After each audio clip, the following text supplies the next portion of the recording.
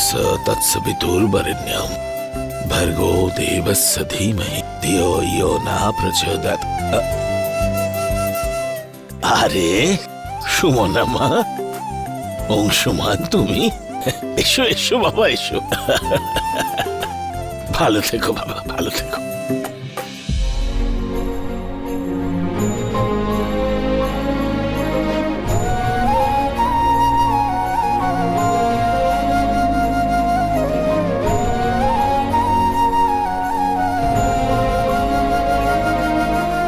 মা, সুমনার ব্যবহারে যে পরিবর্তন এসেছে সেটা নন্দনকে খুবই কষ্ট দিচ্ছে। ও ভেবেছিল যে সুমনা ওর রাগ ভাঙাতে যাবে, কিন্তু ও তোর বাড়িতে চলে গেল। এই কথাটাও ওকে খুবই ভাবাচ্ছে। সুমনার মানসিক অবস্থাটা আমাদের বুঝতে হবে নন্দিনী। এই সময় সুমনা যে পরিস্থিতির মধ্যে দিয়ে যাচ্ছে, তারপরেও ও কিন্তু শান্ত আছে, কিন্তু নিজের সব দায়িত্ব পালন করছে।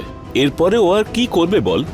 তুমি বুঝতে পারছো না, নন্দিনী এটা বলতে চাইছে যে সুমনার অনুপস্থিতিতে আমাদের নন্দনের আরো বেশি করে খেয়াল রাখতে হবে। নন্দিনী, তুমি আর আরতি সবসময় নন্দনীর কাছাকাছি থেকো, যাতে ও কখনো নিজেকে একা না ভাবে। কিন্তু এই তানি আমাদের নন্দনের আশেপাশে যেতে দিলে তবে তো। শোন নন্দিনী, নন্দন ঠিকঠাক করে সমস্ত ওষুধপত্র নিচ্ছে কিনা সেই দায়িত্ব দেওয়া হচ্ছে তানিয়াকে। বাকি ওর খেয়াল তো পরিবারের সবাইকেই রাখতে হবে। অবশ্য আমার জানা আছে নন্দনকে খুশি রাখতে হলে ঠিক কি করতে হবে।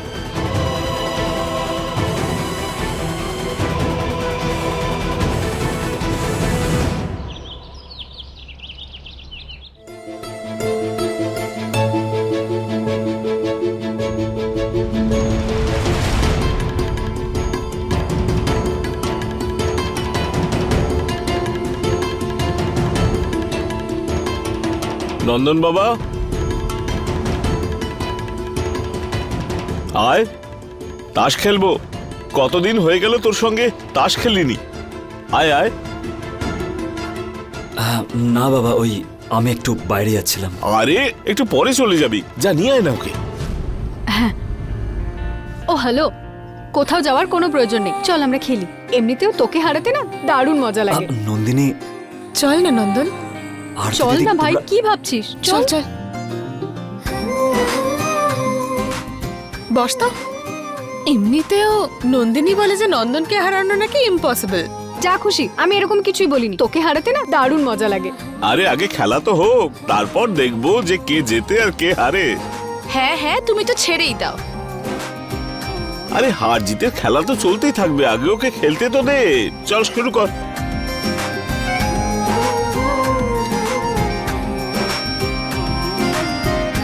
কত ভালো লাগছে সবাইকে একসাথে দেখে।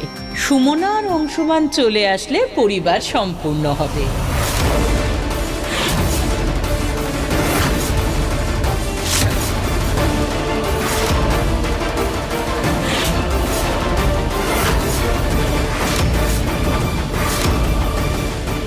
অংশুমানের সন্ধ্যের মধ্যে চলে আসবে দিদি। আর মোহনবাবুর শরীর সুস্থ না হলে সুমনা তো আসতেই পারবে না। আপনি তো জানেন সুমনা ওখানে কেন গেছে। চলো চলো সবাই খেলায় মন দাও। পরে এটা বলো না খেলায় মন ছিল না তাই হেরে গেছি। আরে, এই নন্দনকে কথাটা পকোড়াটা তো বলেছিস। দাও। কিন্তু তোদের একটা কথা জানাই, নন্দন বরাবরই খেলাটা মন দিয়েই খেলে। ও শুধুমাত্র এটা দেখাতে থাকে যে ওর হাতে যে তাস আছে সে একদম কমজোরি, কিন্তু মুহূর্তের মধ্যে পাশার দান উল্টে দেয়। আরে নিখিলেশ, হেরেও যে জিতে যায় তাকেই বাজিকর বলে, আর নন্দন হচ্ছে সবচেয়ে বড় বাজিকর।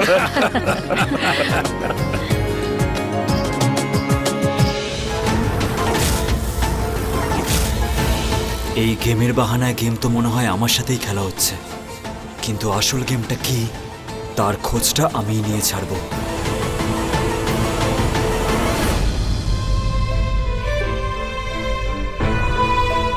কি হয়েছে মা? অংশুমানের মতন এত ভালো স্বামী পেয়েও তোর চোখে জল? এ তো ভালো কথা নয় মা। দাদু, সুমনা কিছুদিনের জন্য এখানেই থাকবে। আপনি তো আমাদের বাড়ির সব পরিস্থিতিই জানেন। যতক্ষণ না সবকিছু ঠিক হয়ে যাচ্ছে, সুমনার এখানেই থাকাটা ভালো হবে। আরে সুমনা যদি এখানে থাকে তো খুবই ভালো কথা, এতে এত ভাবনার কি আছে? ঠিক আছে, আমি আসছি তাহলে। আমি তো শুধু ওকে এখানে ছাড়তে এসেছিলাম। বাড়িতে এমনিই অনেক কাজ আছে, আর অফিসের কাজেও আজকাল আর মন বসছে না। আসছি। অংশুমান বাবা, আমি তোমায় রক্ষা কবচ বেঁধে দিই। হ্যাঁ,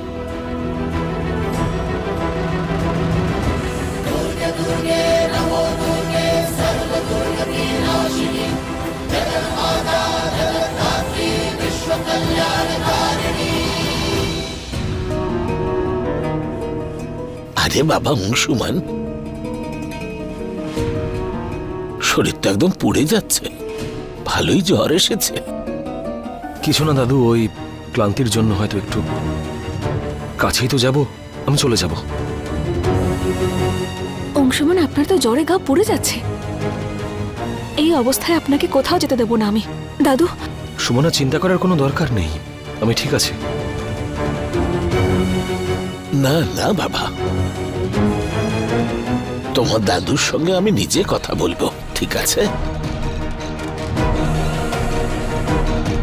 তুমি বিশ্রাম নেবে, চলো এসো।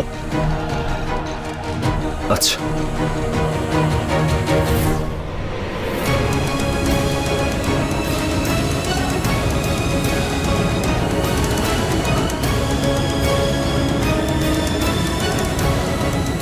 নন্দন,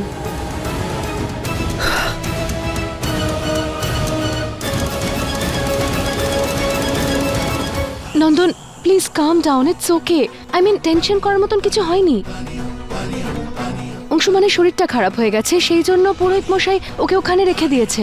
আর আমাকে দেখে একটু শেখো না, ও তো আমার স্বামী হয়, অ্যান্ড আই এম ওকে।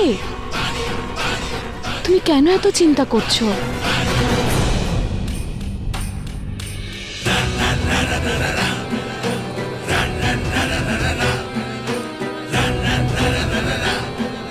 তোমার ওষুধগুলো সময় মতো খেয়ে নিও। তোমার বিশ্রামের প্রয়োজন, একটা শান্তিতে ঘুম দাও দেখি, ওকে? মনে করে খেয়ে নিও ওষুধগুলো।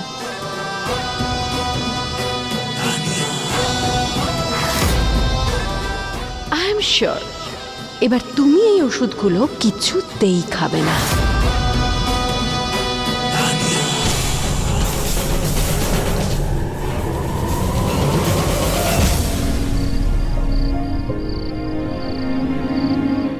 অংশুমান, আপনি এখানে বাইরে কি করছেন? দেখুন বাইরে কত ঠান্ডা। আপনি ভেতরে চলুন, আপনি আমার সঙ্গে কোনো চলুন ব্যাপার না ভেতরে সুমনা, চলুন। আমি ঠিক আছি। অংশুমান, আপনার শরীর আরো খারাপ হয়ে পড়বে, চলুন না আমার সঙ্গে ভেতরে। এরকম সময় কি আমাদের দুজনের এক ঘরে থাকা কি ঠিক হবে? মানছি যে আমরা দুজনের স্বামী স্ত্রী, কিন্তু আমরা সবাইকে কথা দিয়ে এসেছি যে কাউকে আমরা ঠকাবো না।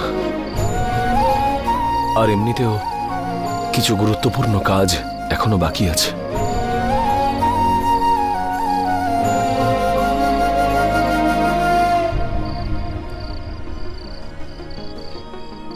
অংশুমান, আমি আপনার ভাবনার সম্মান করি, কিন্তু এই মুহূর্তে আপনার শরীর স্বাস্থ্য নিয়ে চিন্তা হচ্ছে আমার। দেখুন না, বাইরের আবহাওয়া ঠান্ডা এখন, এই সময় আপনার বাইরে বসে থাকা একদম উচিত নয়। হ্যাঁ আমি জানি আমাদের সময় এখন প্রতিকূল, হঠাৎ করে অনেক সমস্যার মুখোমুখি হয়ে গেছে আমাদের পরিবার, কিন্তু আপনি সবসময় বলেন না যে জীবন কখনো থেমে থাকে না। আমার এই থমকে যাওয়া জীবনটা সবে চলতে শুরু করেছে। তাহলে কতদিন আমরা এভাবে চলার পথে বারবার থেমে যাব বলুন তো?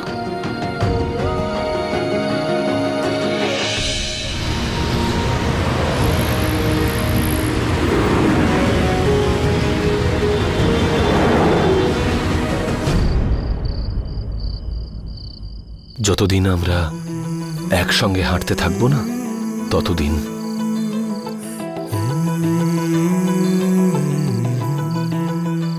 অংশুমান, বিয়ের সময় যখন 7 পাক নিয়েছিলাম তখন আমিও তো আপনাকে কথা দিয়েছিলাম না যে আমি সারা জীবন সব পরিস্থিতিতে, সব সুখ দুঃখে আপনার সঙ্গেই থাকব। যত বড় সংকটই আসুক না কেন আমি সব সময় আপনার পাশে থাকবো।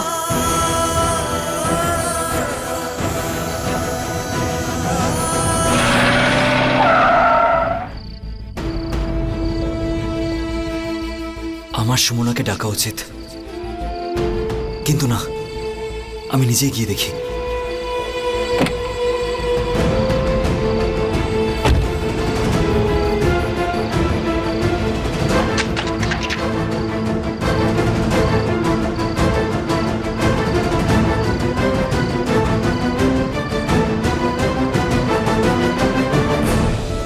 এই দেখুন, আপনার সঙ্গে কথা বলতে বলতে ভুলেই গেছি। আমি কি বলছি শুনুন, বাইরে অনেক ঠান্ডা, চলুন আপনি আমার ঘরে গিয়ে শুয়ে পড়ুন, আমি নন্দিনীর ঘরে গিয়ে শুয়ে পড়ছি।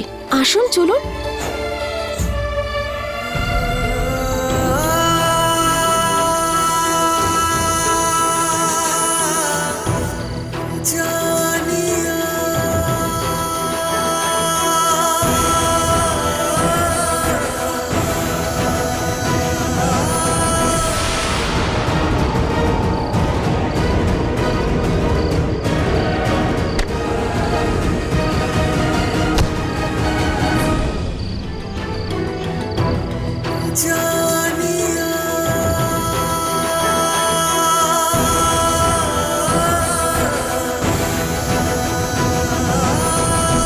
I love you Sumana, I love you Sumana, I love you Sumana.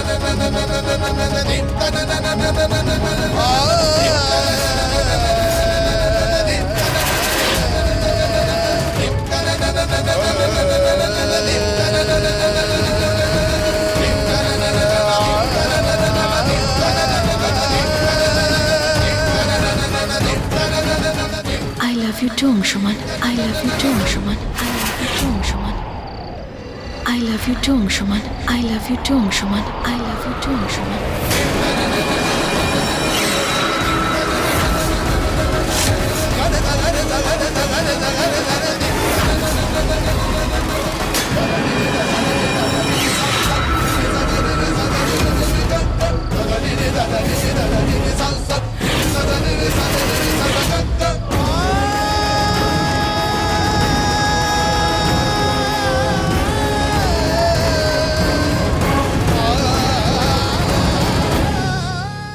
আপনার উপর আমার সম্পূর্ণ বিশ্বাস আছে অংশুমান। আপনি সব কিছু আবার ঠিক করতে পারেন। হ্যাঁ, আমি মানছি যে এখন আমাদের সমস্যা অনেকটাই বেড়ে গেছে, কিন্তু আমি এটাও বিশ্বাস করি যে আপনি সময়ের সঙ্গে সঙ্গে সব সমস্যার সমাধানও করে দেবেন।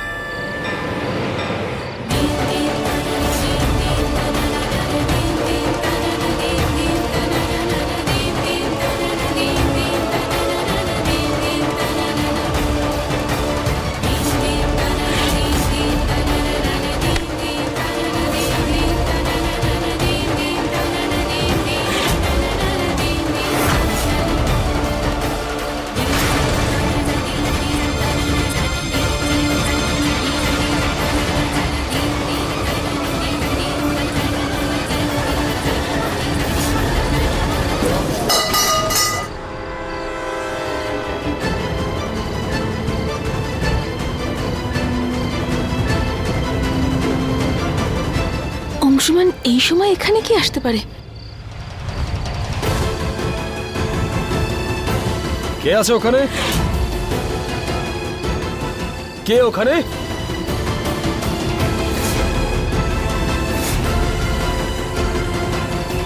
অংশুমান খুব সাবধানে, কে এসেছিল কি জানে।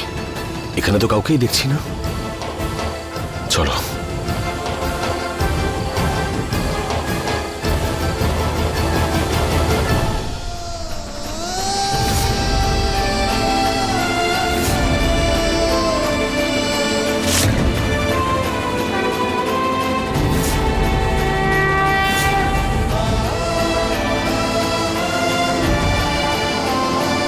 I love you too, Anshuman.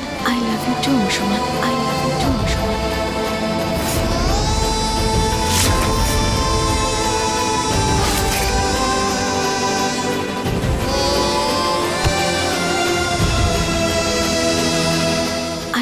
Two Anshuman.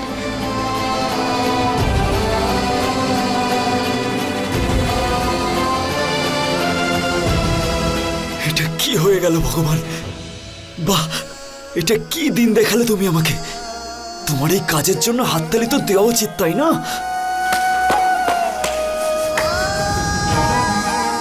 জানো তুমি, ছোটবেলা থেকে আমাদের এটাই বোঝানো হয় যে ভালো করে দেখো, এটা ভগবান, এনাকে প্রণাম করো।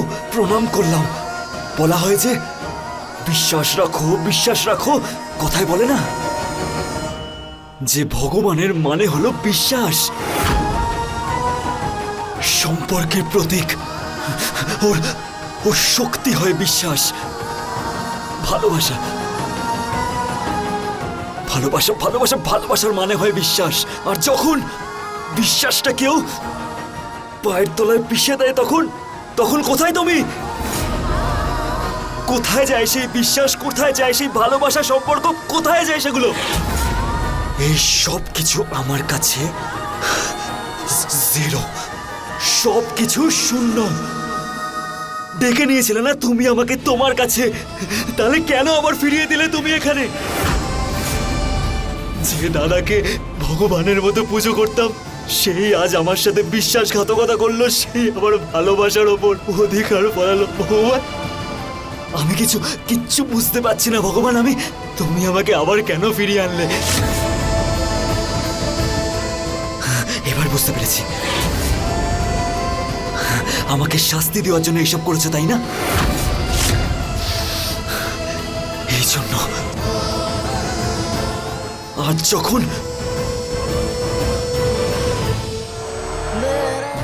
তুমি আজ আমার ভুলটা দেখিয়ে দিলে, তো এই বিশ্বাস ভেঙে ফেলার কষ্টটা সবাই দেখতে পাবে। আর এমন ভাবে দেখতে পাবে যে কারোর বিশ্বাসের ওপর আর কোনো ভরসা থাকবে না।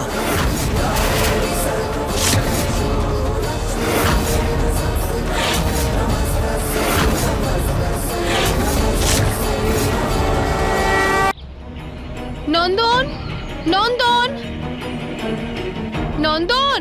আরে কি হলো? কেন এত চেঁচাচ্ছ? এই বাড়িতে এত সকালে কেউ ওঠে না। সেটাই তো আন্টি, 9টার পরে যে ছেলেটা ওঠে সে সকাল সকাল কোথায় চলে গেল? নিজের ঘরে তো নেই। কি বলছো কি? নন্দন তার ঘরে নেই? না, কে জানে নন্দন কোথায় চলে গেছে আন্টি। আমি সকাল সকাল ওর ঘরে গেছিলাম ওকে মেডিসিন খাওয়াতে। ওখানে গিয়ে দেখলাম নন্দন নেই, আর কোথাও খুঁজেও পাচ্ছি না ওকে। হে ভগবান, এ কি হলো? আরে ছোট ঠাকুরপো, বাবা, একবার সবাই বাইরে আসুন, দেখুন কি হয়েছে। কি হয়েছে দিদি? আরে কি হয়েছে মানে, তুই কি জানিস তোর ছেলে কোথায়? নাকি তানিয়ার ঘাড়ে ছোট খোকার দায়িত্ব ফেলে দিয়ে সবাই ওর দায়িত্ব থেকে মুক্ত হয়ে গেছে? কিন্তু বৌঠান হয়েছে কি? কথাটা কি? নন্দন কোথায়? নিন বাবা দেখুন, কেউ জানেই না যে ছেলে কোথায়। বেচারা নন্দন কি জানে কোথায় আছে। আরে এখানে শুধু একটা মেয়ের পেছনেই সমস্ত পরিবারের চিন্তা ঘুরে বেড়ায়। বড় বৌমা, তোমার মুখটাকে একটু বিশ্রাম দাও। ছোট বৌমা, হ্যাঁ বাবা। তুমি বলো, নন্দন তোমাকে কিছু বলেছে?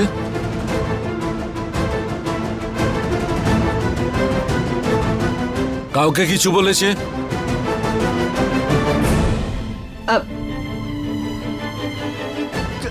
ছোট বেয়ান কিছু বলতে চাইছেন না, কিন্তু আমার যা মনে হয় আমি সেটা বলতে চাই। তবে তুমিই বলো। অংশুমান বাবুর বিছানা থেকে নন্দন বাবু সুমনার নেকলেস পেয়েছিল, তখন থেকেই ও খুব টেনশনে আছে।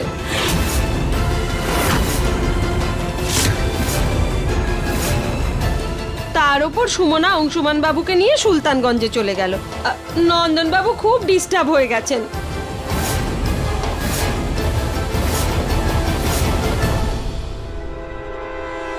আর তাছাড়া অংশুমান সারা রাত সুলতানগঞ্জেই থেকে গেল। আরে কি প্রয়োজন ছিল ওর ওখানে থাকার? নন্দনের তো কষ্ট হবেই। আমি জিজ্ঞেস করছি, কি প্রয়োজন ছিল অংশুমানের সুলতানগঞ্জে যাওয়ার? দরকার ছিল না যাওয়ার। দিদি, সুমনা খুব চিন্তিত ছিল। ও অংশুমানের স্ত্রী। ওকে কেউ একলা ছেড়ে দিতে পারতো? তুই না কিছুই বুঝতে পারিস না ছোট।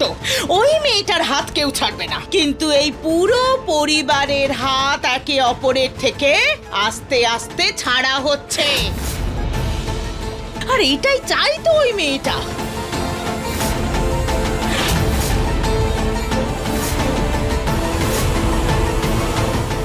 সুমনা, প্রত্যেকটা ছোট বিষয় চিন্তা করার কোনো প্রয়োজন নেই। আমি এখন ভালো আছি।